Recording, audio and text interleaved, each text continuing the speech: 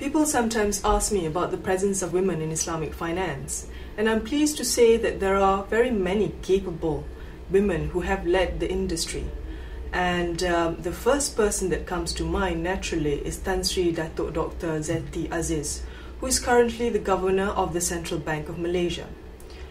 During her tenure, she has introduced and helped establish the IFSB when she was chair of the steering committee for the establishment of the Islamic Financial Services Board. Another person who comes to mind is Dr. Nikramlah Mahmud. She is currently Executive Director and Managing Director of Enforcement at the Securities Commission Malaysia. She has contributed enormously to Islamic finance. It was during her tenure that the Malaysian Islamic Capital Markets Department of the Securities Commission Malaysia was fully developed. In fact, she has been recognized as being a great contributor to the development of Islamic finance. She was awarded the Person for Outstanding Contribution to Islamic Finance at the Kuala Lumpur Islamic Finance Forum in 2007.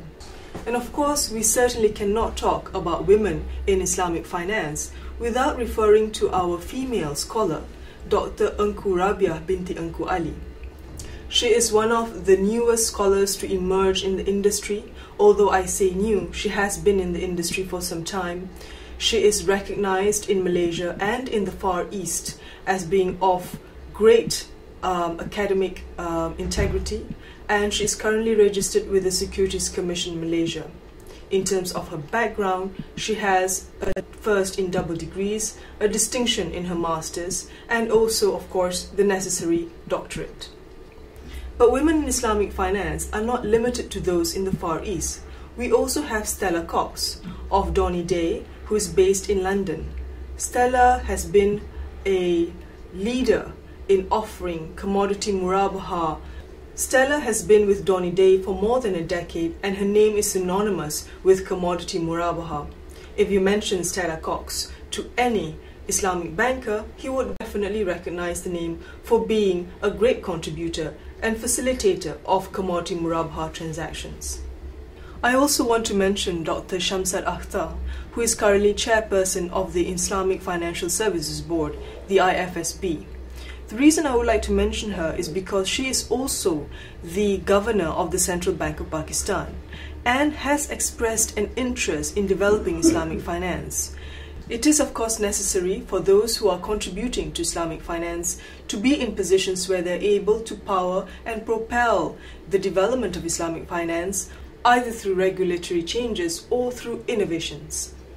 And Dr. Shamsat Akhtar is well placed to contribute to Islamic finance through regulatory changes in Pakistan.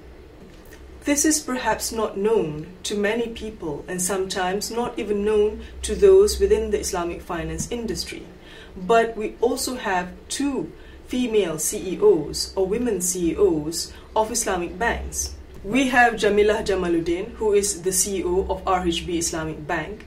Ms. Jamaluddin has about 20 years of experience in the Islamic finance industry and has been an Islamic banker for that length of time. Our second CEO of an Islamic bank is Ms. Fozia Amanullah, who is the CEO of Eon Islamic Bank. She too has been in the Islamic finance industry for some time and was previously at ASEAN Bank in the Islamic Debt Capital Markets Division. Lastly, I would also like to mention Ms. Farmida B, a lawyer based in London, and Ms. Rakia Sanusi with IFIS, a data provider. She was previously with the Institute of Islamic Banking and Insurance, also based in London.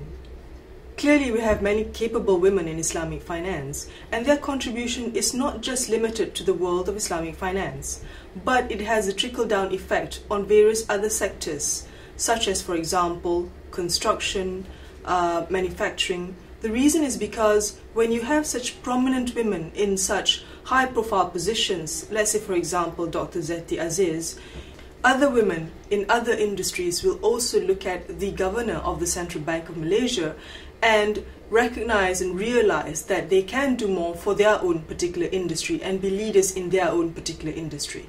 So the women in Islamic finance are not merely contributing to the world of Islamic finance or to this particular industry, but to various other sectors globally.